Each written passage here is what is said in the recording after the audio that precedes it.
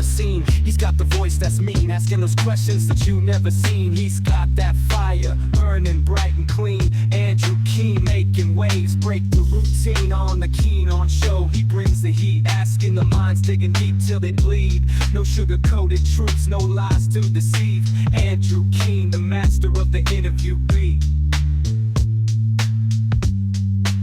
He's got the knowledge, he's got the flair, challenging ideas with a fearless stare. With every question, he's uncovering what's there. Andrew Keen, a truth seeker, he's aware. Hello, everybody. In this first week of September 2024, we are, of course, at least in the United States, obsessed with the election. And the US election seems to be about economics. Kamala Harris, for example, has seemed to have got herself into trouble over her price control proposal. A lot of concern about inflations and savings and unemployment. The question is, I've always thought, have people throughout history always been obsessed with economics? Has that always been the determining factor in how we think about society and politics? My guest today has a new book out, How Economics Explains the World, a short history of humanity, which I think will be able to address these issues. Andrew Leigh is not just an economist and an authority on economics. He's also the author of the best-selling The Shortest History of Economics, but he's also a politician. He's been in the Australian House of Representatives since 2010. He is a member of the Australian Labor Party, and he's joining us from Canberra today.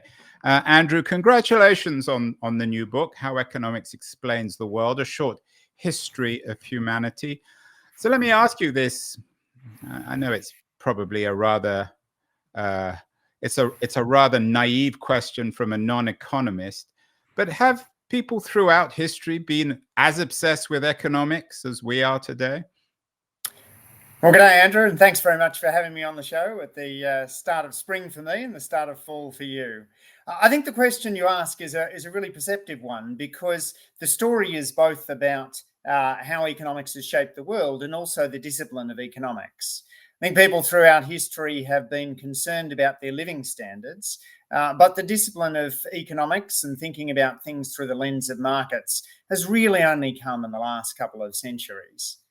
The book talks about the agricultural revolution and the industrial revolution, and the way that the agricultural revolution boosted prosperity, which translated into a whole lot more people, but not really better living standards for each of those people. The Industrial Revolution, by contrast, spearheaded a revolution in well-being. Life expectancy took off, infant mortality fell, people ate better food, and humanity enjoyed a higher standard of living. Not just more people, but people living happier lives. How much of this is bound up with the history of capitalism? Some of the world's most famous economists, Marx in particular, although I'm not sure all economists would actually think of him as an economist, perhaps more of a philosopher. But of course, for Marx, the modern world was a history of capitalism. And he took that for granted. Is, in your analysis of the way in which economics now explains the world, is it really a history of capitalism? It's certainly a history of technology and of the ideas that drove markets. As countries began to connect up, the notion of trade became popular in many parts of the world. The growth of the Roman Empire is in part a story of capitalism and of the engagement of that empire with far-flung territories. We've seen countries go through more open and more closed phases. And typically the more open phases are phases in which the economies grow faster. Each of us specialise in the modern economy and things we do best. We tend not to cut our own hair or fix our own car. And likewise, countries can benefit from specialising in what they do best. Andrew, have all societies throughout history, has there always been economics in hunter-gatherer societies of people who migrated from land to land, where there was no ownership of land, where they ate what they killed? Was there such a thing as economics of ownership of property? Well, it was ownership, but typically ownership of very small amounts and a lot of egalitarianism as a result. If you imagine how equal our societies would be today, Andrew, if each of us only owned what we could carry on our backs, that would lead to a much greater level of equality. And indeed, if in a society in which everyone's pretty close to subsistence levels, you can't really afford very much inequality in how much food people have. So it's prosperity which drives greater inequality. That agricultural revolution we talked about before, which leads to a group of people who are able to live off others. Might call them politicians in today's lingo, who Guys are like able yourself, to, Andrew. indeed, who are able to expropriate the surplus. You see the growth of standing armies. You see quite a different, a more hierarchical society emerge after the agricultural revolution and the advent of second settled agriculture. But even in those hunter-gatherer communities, occasionally they come across other groups and they tend to trade, though that trade is pretty inefficient before the rise of money. What do you make of the Rousseau school of historians of humanity who suggest that humanity was idyllic or relatively idyllic before the existence of private property? It was, of course, an idea that Marx built on. Is there anything in that, or is that just French or Franco-Swiss romanticism? I'd love to think it was true, but the historical record suggests that a terrifyingly large share of people in that period died a violent death, maybe as high as 1 in 10. We know that people in that era found it a common occurrence to bury a child, that life expectancies were in the 20s or the 30s, and that most people would have shivered through winter and gone to bed hungry many nights. So it's not all that idyllic, and people tended to be shorter, which is a marker of well-being and the number of calories that someone gets through the course of their childhood. The growth in trade and specialisation, the growth in markets is a part of the prosperity, which means we now take it for granted that we will eat a good diet, have access to modern healthcare, and have the benefits of being able to expand our minds through listening to podcasts and enjoying big ideas. All things which were denied to our ancestors for the vast bulk of human history. Well, denied to some of our ancestors, Andrew. I think some of them had the luxury of that. What about the cultural or the ideological apparatus of the pre-market world, particularly, not that I'm a particularly expert historian, but in feudal Europe, the role of the church and of Christianity in promising some sort of otherworldly salvation? As you've noted, people's lives were, to borrow some language from Thomas Hobbes, brutish and short in the pre-industrial world, certainly in Hobbes's State of Nature. But religion, or traditional religion, offers, I'm not sure how you would think of it, perhaps a compensation, in the sense that this world was just a prelude to another world. Does religion, in a way, is it in an ideological sense a challenge to economics or traditional economics and ways of thinking about the material world? Well, it certainly has been at times, and there's also economists who seek to apply the economic framework to understanding religion. Economists tend to focus on changes as being driven, Andrew, by shifts in technology or in policy, rather than shifts in norms or culture. But we do observe ways in which religions shape their adherents' behaviour, having real impacts in the modern world. So, for example, a study by Ludger Wussmann and co-authors looks at the Protestant Reformation, which has people reading the Bible, and finds that in those parts of Germany, then Prussia, you see much greater literacy rates, and that translates into better outcomes in the labour market. So religion does shape economics as well as the other way around. And of course, there's Max Weber's famous thesis about Protestantism, or a certain creed of Protestantism, sparking the capitalist revolution. Andrew, the subtitle of your new book is a short history of humanity. In terms of economics, that's a very short history, perhaps not even a non-existent history in the sense, isn't it fair to say that most economists, particularly the founding economists, the Smiths and the Ricardos and even the Marxes of the world, consider us to be calculating machines, purely self-interested, and that's what economics is built on? Well, economics certainly looks at people responding to incentives. We know from economics of sport that when the gap between the first and second place prizes is larger, then runners run faster and golfers finish in fewer shots. But economics also looks at cooperation. Elinor Ostrom, the first woman to win the Nobel Prize, looked at ways in which traditional societies managed common pool resources. To getting around the so-called tragedy of the commons, which can occur when people, for example, overgraze a pasture or overfish a pond. And she found that there's a set of rules that can emerge that enable cooperation and everyone to benefit in many of these societies. Often emergent order comes out and allows a degree of cooperation that makes everyone better off. Andrew, the ideas of Elinor Ostrom were very popular in the early days of the internet when it came to the allocation of resources in the public sphere. Over the last 20 years, though, of course, the internet has perhaps in some ways undermined Ostrom and some of her other economists' arguments about sharing and our ability to be a little bit more human when it comes to economics. Who for you are your most influential economists? I know Claudia Goldin, who actually won the Nobel Prize.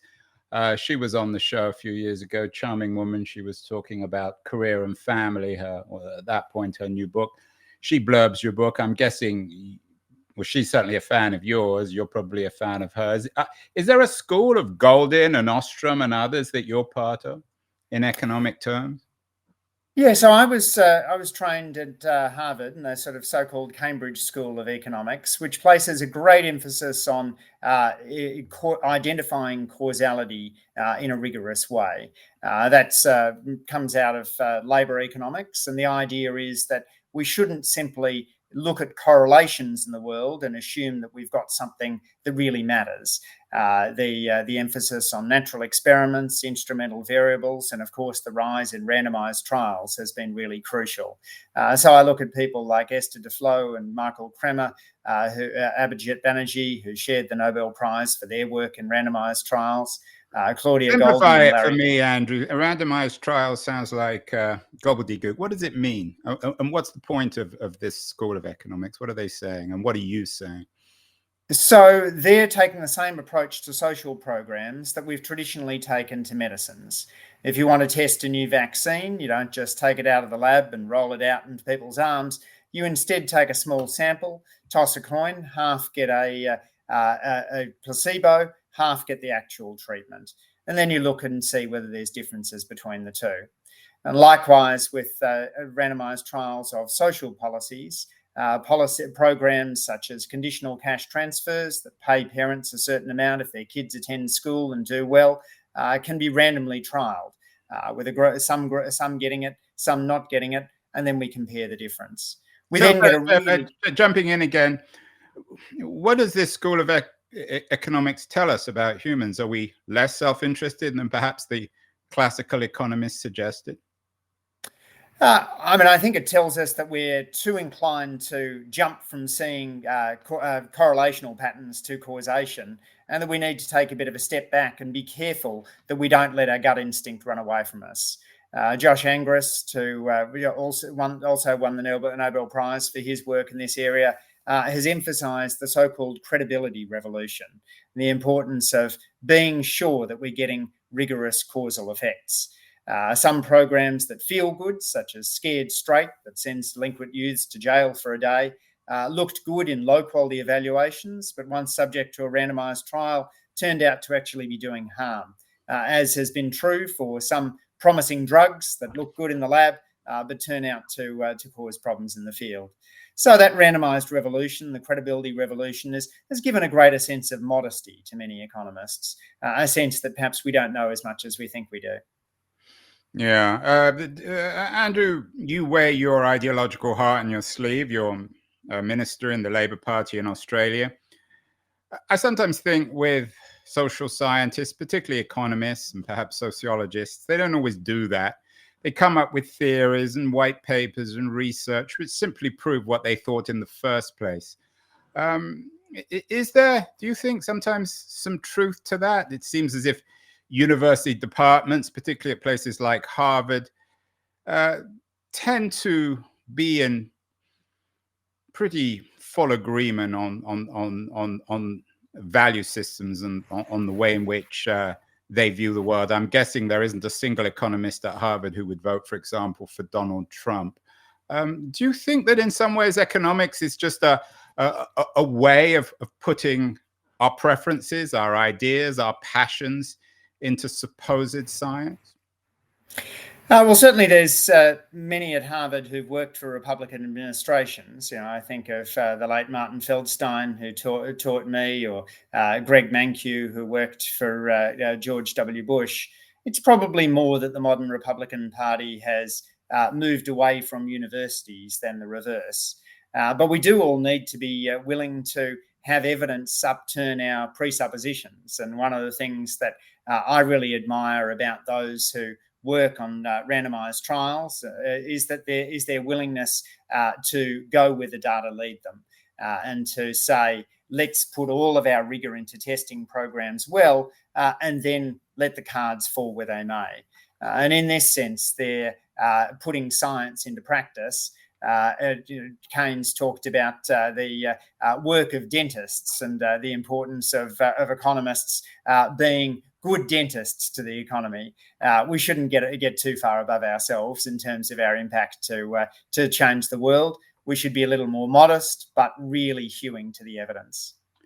I'm not sure if Keynes was particularly modest, which made him such a great man. Like him, you believe in the importance of dentistry, although on your newsletter, you note that 1 in 8 Australians can't afford dental treatment. So it's perhaps a different form of dentistry. Coming back, Andrew, to Trump, what do you make of, for example, his economics, this zero-sum game, his theories on tariffs, and particularly his position on China? Is that the position of an ideologue, a demagogue, or an economist, or a mix of the three? Economists differ on a lot of issues, have varying views on immigration or on the minimum wage or the right level of taxes. But one of the areas where there's probably the greatest consensus is on trade. Economists, as I mentioned before, see trade as a form of specialisation where countries can benefit from doing what they're comparatively better at. The evidence shows us that in times when the United States has been more closed, as it was between World War I and World War II, the economy hasn't done as well as in periods when it's been more open, as say from the period from 1985 to 1995, where there was huge opening up to global trade and engagement with the world. Trade can also make us a little safer. Countries that trade with one another are somewhat less likely to get into conflict. And it boosts prosperity in other countries, which means that they're less likely to fall prey to extremism. So I suspect that policies of raising tariffs across the board would not find favour among most economists. When I saw the book, Andrew, How Economics Explains the World, A Short History of Humanity, it occurred to me that this might be another of those behavioral economics books that suggests that we put, so to speak, the horse before the cart when we think of economics. What's your take on behavioral economics, and how does this explain how economics explains the world? It's a very influential field now. It's almost its own field, it seems, within economics.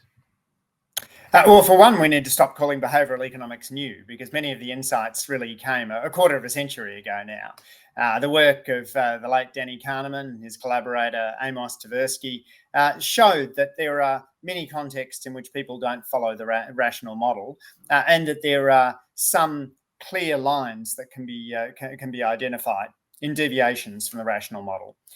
One is how we think about the future.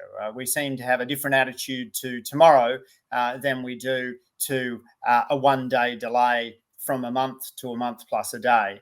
That tomorrow effect does cause us to behave in ways that can reduce our overall lifetime well-being. Drinking too much, being too likely to drive fast, not saving enough for retirement, investing too much in lotteries and not enough in the share market. So those behavioural insights have now, to a large extent, been incorporated into the standard model. And in How Economics Explains the World, I talk about some of the ways in which modern economics teaches behavioural economics, not as a separate course, but as part of the main discipline. Andrew, last night I saw Francis Ford Coppola's wife's documentary about the making of Apocalypse Now. It's a remarkable film. I mean, obviously, Apocalypse Now is also a remarkable film. It's a remarkable film about Francis Ford Coppola. He explained very clearly that he didn't care about money, that he poured all his own money into this movie, made a lot of money through The Godfather, but he mortgaged his life on the movie. And he noted, and his wife said the same thing, that they really didn't care about wealth. They wouldn't care if they lost all their money. Is this rational? Is this the kind of thing which economists might, that the sort of story that an economist like yourself might tell your kids, that you should risk everything for a passion? Well, Andrew, I have 3 kids. Their current ambitions... I know, and you write about them sometimes on your X page, so that's why I asked the question. Indeed. Their current goals are to be, respectively, an actor, a circus performer, and an artist. So none of them are out there looking for careers that maximise You've their obviously money. done a good job as the economist's father. They're probably reacting against you, Andrew. Well, one of the things we teach people, Andrew, in the first year of economics is that economics is about maximising well-being. Sometimes we give it other names. We talk about utility or happiness. But anyone that thinks that economics is about maximising money hasn't even taken a first-year class. Money is a yardstick, but as my friend Justin Wolfers likes to say, economics is no more about maximising money than architecture is about maximising feet and inches.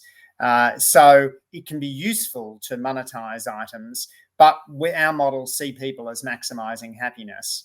Very often people will make relationship or career decisions, life decisions that maximise happiness, but don't maximise their income.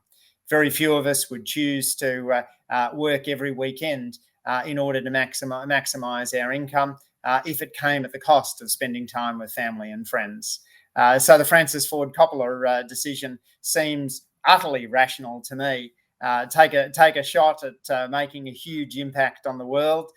Risk a bit of money, but know that as part of that, your identity is of somebody who is aiming to be in the ranks of the very greatest filmmakers in the world. How does maximizing happiness work in terms of time, history? We all tell our parents, that was a Freudian area, not our parents. We all tell our kids to save.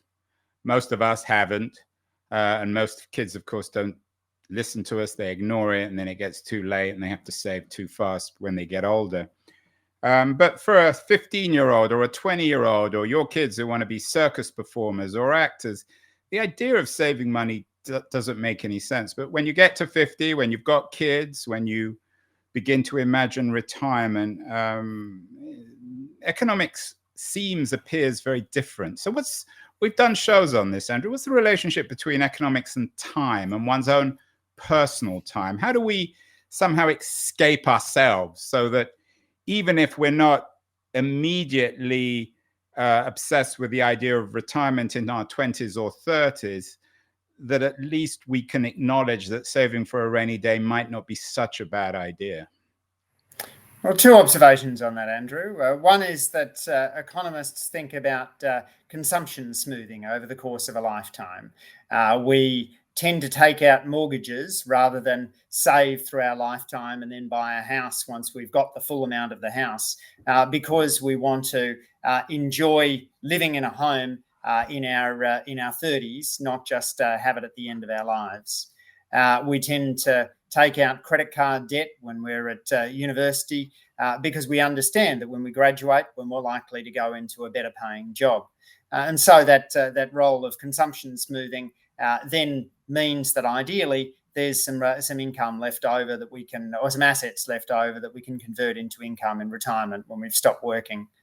But the other thing to note is that economists emphasise the importance of time and of recognising its scarcity.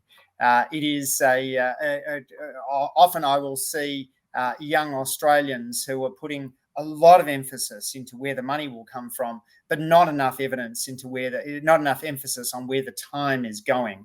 Attention sapping, social media, trash TV, all of these things can be costly because ultimately each of us are constrained by the amount of time we have available, and maximising the happiness we derive out of that time is really one of life's central tasks. But can we rationally analyze that? The movie I saw last night on Coppola, his weight tended to go up radically, for better or worse. He enjoyed a nice cigar. Clearly, he was a man who enjoyed the best things about the world. And this comes down to all sorts of issues about healthcare. Andrew, again, you don't need me to tell you this, and self-control.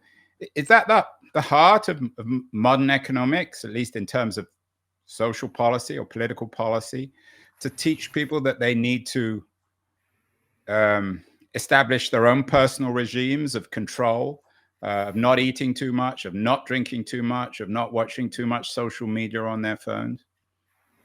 Well, Andrew, a lot of this comes back to that behavioural economics point that you made before, that an excessive focus on today can lead us to make health mistakes that are costly in the future. Jerry Seinfeld once joked that staying up late isn't a problem for me because I'm night guy, and that's a problem for morning guy. So we don't fully take into account the costs of not getting enough sleep. Often too, if we're choosing between the hamburger and the salad, there's a tendency to go for what is going to give us pleasure now, rather than to think about what will make us better off over the course of our lives. But there's easy ways of tweaking this. If you want to get into an exercise regime, you want to make it as easy as possible to go straight out the door for a run in the morning, maybe by leaving your sneakers by the door. If you want to make it harder to splurge on the credit card, then putting the credit card in a glass of water and putting it in the freezer means that you're going to have to wait an hour to cool down before you make a purchase with the card. There's a website called stick.com, which allows you to make a bet against yourself if you're keen to hit a long-term goal, which is effectively imposing a cost on the you now that seeks to make a decision that isn't in the interests of the lifetime you. Your book's called How Economics Explains the World, A Short History of Humanity. You treat the world as one and humanity as one. But I'm talking to you from America. You're obviously in Australia. Americans have, in some ways, certainly a different cultural conception of debt, of risk. Are there profound cultural differences, Andrew, in economics? Are the economics of the average American, are they different in the way they think about debt and credit cards and spending and saving from the average Japanese person or Englishman or Frenchman? Andrew, culture certainly matters, but probably less to economists would regard it as mattering less than I think perhaps an anthropologist would. We would look at the risk-taking institutions in the United States and say, well, it's a country with high inequality and low levels of government intervention in the economy. So it's not surprising that it tends to attract entrepreneurs to its dynamic economy and its large consumer market. So too, countries with more intervention in the economy might be places where people would seek to retire, where they can enjoy a gentler social safety net. If you're looking to lie on a beach, then the south of France looks more attractive than if you're looking to build the next startup business. You mentioned anthropology, Andrew. When one thinks of anthropology, perhaps the most distinguished contemporary anthropologist, unfortunately he died a couple of years ago, was David Graeber. Had a great deal of influence in economics. He wrote about the history of debt, the history of bullshit jobs. Marx did a similar thing with economics, although he wasn't really a trained economist. Why is it that guys like Graeber and Marx seem, even if they don't have formal training in economics, seem to in some ways have more of a popular appeal when it comes to writing and thinking about economics than economists? Are economists all too often rather dry, turn people off?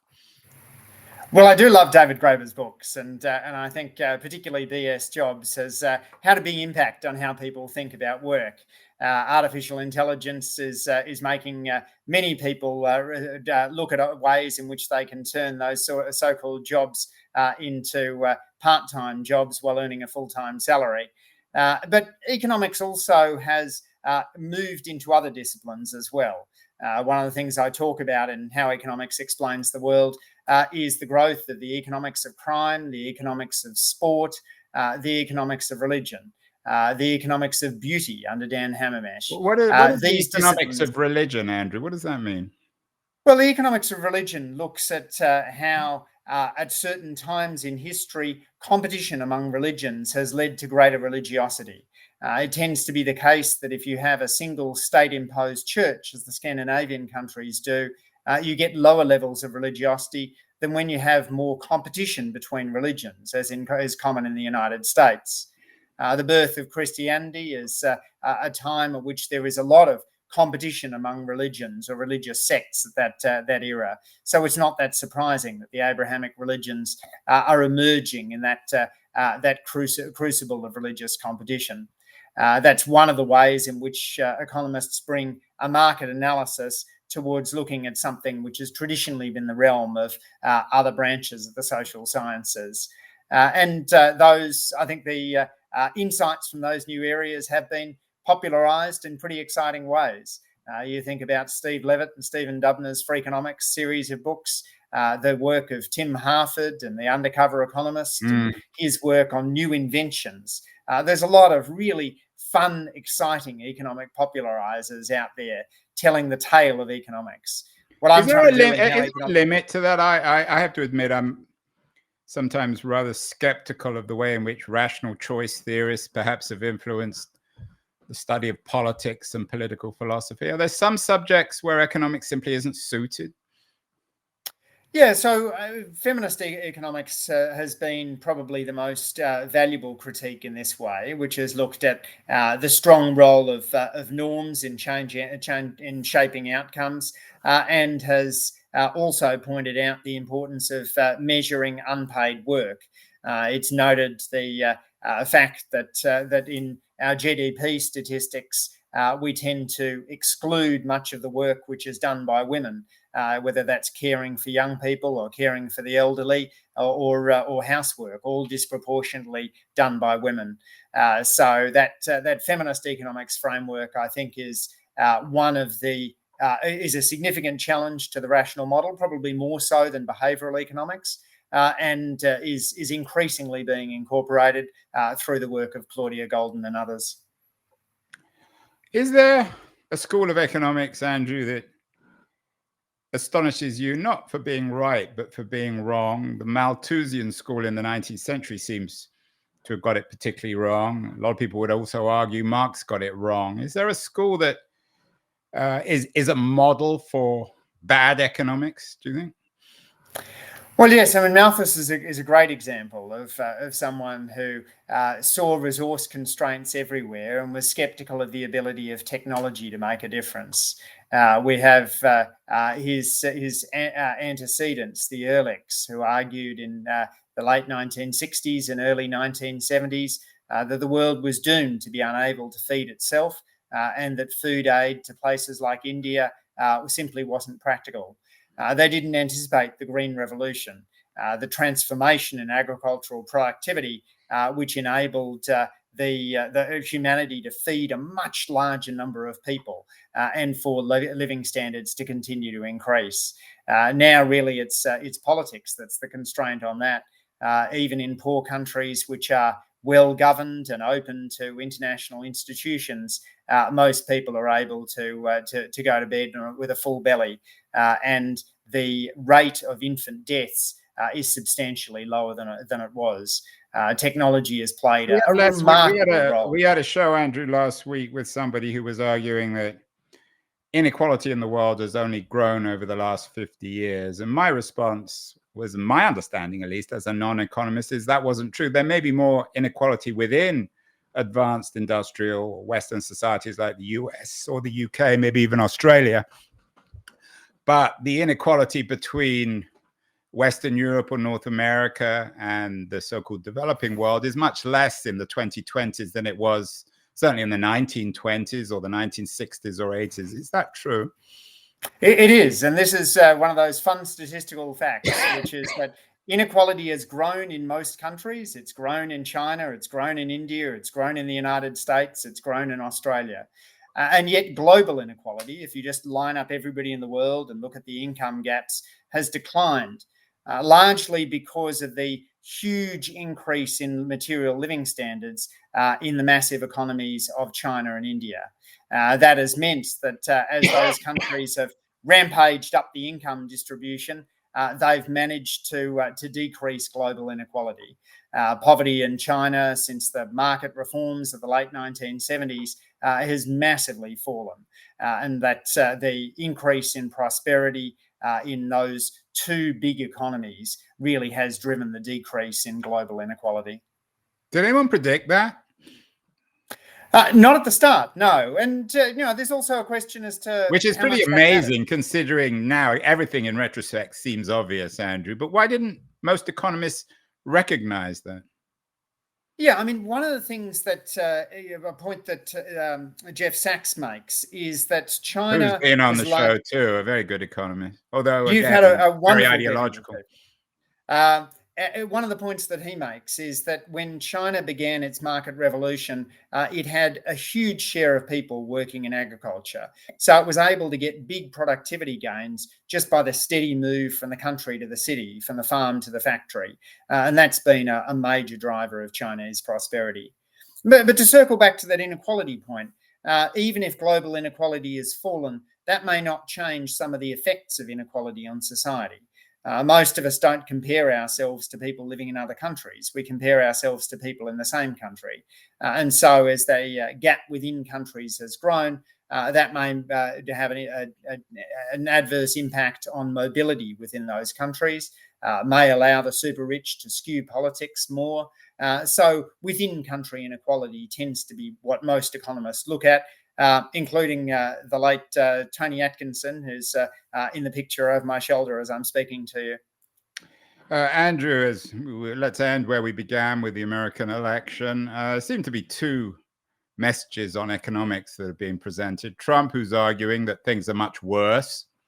It's the old Reagan question that he asked Carter, are you better off or worse off? Reagan saying you're a lot worse off under Harris Biden, and Harris is saying you're actually not worse off. Things are slowly getting better. There was an some interesting research in the Wall Street Journal this morning or a couple of days ago about how people are beginning to rethink economics. As you noted, perceptions are everything. So people often think they're more unequal or less well off than they actually are.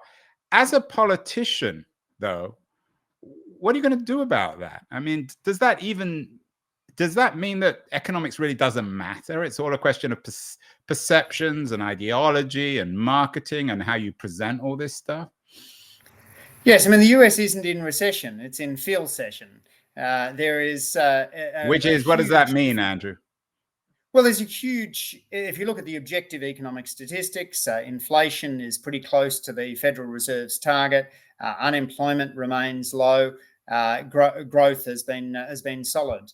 But there is a massive gap in perceptions of the economy between Republicans and Democrats, with many Republicans not feeling as though the prosperity in the economic statistics is being reflected in their daily lives.